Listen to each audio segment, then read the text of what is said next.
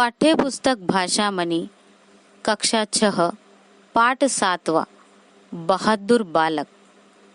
उड़ीसा राज्य में एक जगह है राउरकेला। वहाँ इस्पात का विश्वविख्यात कारखाना है। राउरकेला की उद्योग नगरी अब बहुत आबाद है। लाखों लोग वहाँ रहते हैं और इस्पात के उत्पादन में सहयोग देते हैं। किंतु आज से 50 साल पहले वहाँ केवल जंगल थे। जंगल के बीच से देव और कोयल नाम की नदियाँ बहती थी। नदियाँ तो वहाँ आज भी बह रही हैं, किंतु अब जंगल नहीं रह गए हैं। बात तब की है जब वहाँ जंगल थे। जंगलों के बीच बीच में छोटे छोटे गांव होते थे। कोई कोई गांव तो इतने छोटे थे कि उनमें केवल 3-4 घर ही बने होते थे। इन घरों में जनजाति के लोग रहते थे। आदिवासियों की एक जनजाति का नाम उरांव है। उरांव लोग उड़ीसा और बिहार में रहते हैं। वे जिस इलाके में रहते हैं उसे छोटा नागपुर कहते हैं। राउरकेला के जंगल में एक गांव था रतनपुर। वहाँ 20 उरांव परिवार रहते थे।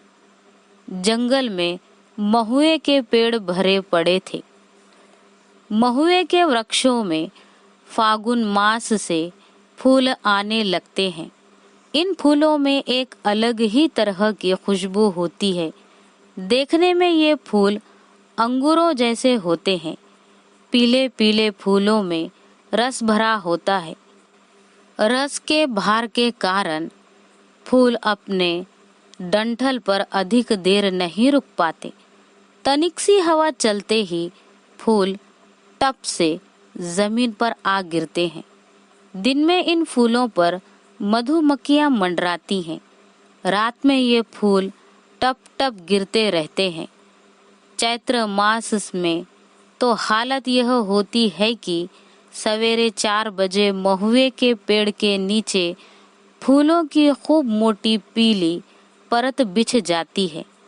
दिन में इन फूलों को बुहार कर आदिवासी लोग ले जाते हैं और अपने घर के पास धूप में सूखने के लिए डाल देते हैं।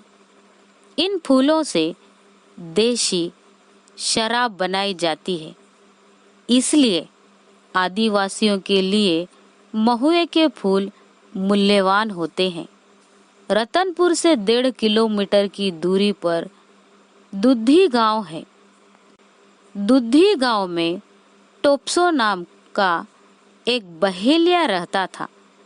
उसमें एक बुरी आदत थी। वह रात के अंतिम प्रहर में उठकर जाता और रतनपुर के महुए के पेड़ों के नीचे बिछे फूलों को बुहार लाता। जंगल के पेड़ सबके होते हैं, लेकिन उन्हीं पेड़ों को लोग आपस में बांट लेते हैं। लोगों में एक अलिखित समझौता हो जाता है कि दिन में जिस पेड़ के आसपास जो रहेगा वह उसका माना जाएगा, अर्थात उस पेड़ के फूल फल पर उसका अधिकार होगा। किंतु टोप्सो ने तो गजब ढा दिया। लोग सवेरे उठकर अपने महुए के पेड़ों के पास जाते तो वहाँ मैदान साफ मिलता। इस बात से सबसे ज्यादा दुखी याकूब था। उसने महुआ चोर की बुरी हरकत से बचने के लिए एक रास्ता ढूंढ निकाला। उसने अपने पेड़ों के पास एक मचान बनाया।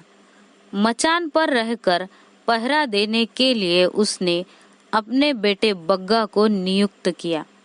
मचान पर रहने से फायदा हुआ। उस रात चोर नहीं आया।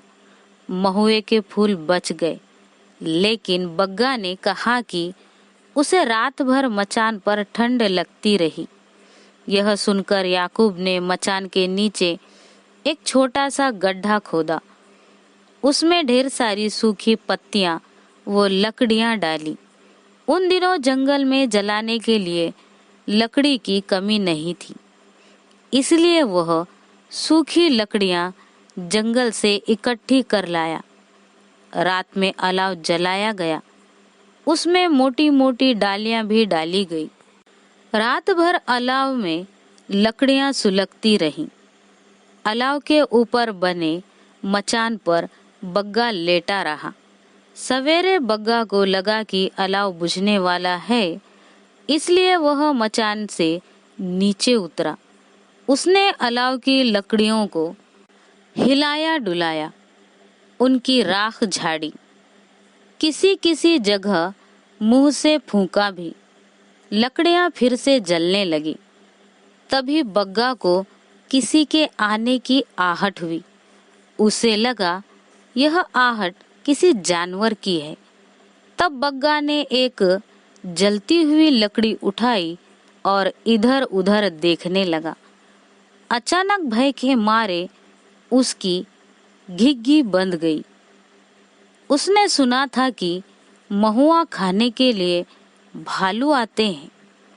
उसने यह भी सुना था कि महुआ खाकर भालू नशे में चूर हो जाते हैं।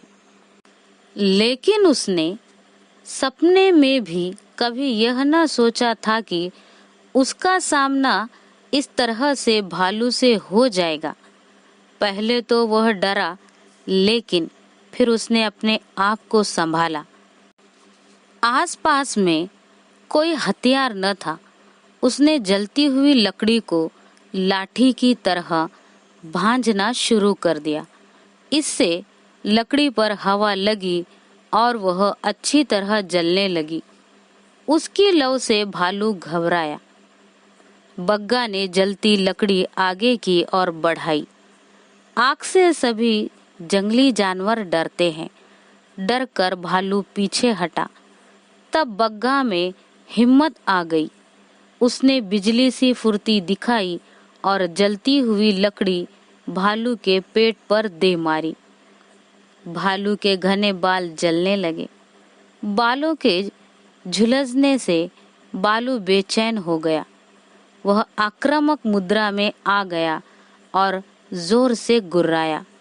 बग्गा ने जलती हुई लकड़ी से उसे फिर मारा। मारने से भालू को चोट भले ही न लगी हो, लेकिन उसके बाल बुरी तरह जलने लगे। तब वह पीड़ा से भागा। बग्गा ने उसका पीछा किया। भालू भागता ही गया। तब बग्गा जोर जोर से चिल्लाने लगा। उसकी आवाज गांव तक पहुंच गई। लोग भागकर आए। बग्गा की जान में जान आई। बग्गा ने उनको सारी घटना बताई। याकूब ने बेटे की बहादुरी की बात सुन उसको अपनी बाहों में भर लिया। दिन में यह खबर दूर दूर तक फैल गई। यह खबर पुलिस थाने तक भी पहुंची। थानेदार ने उस वीर बालक के बारे में जिला कोतवाल को बताया। जिला कोतवाल ने यह खबर अंग्रेज जिलाधीश तक पहुंचाई, जो उन दिनों जंगल विभाग के दौरे पर थे। जिलाधीश ने उस बहादुर बालक को सम्मानित किया।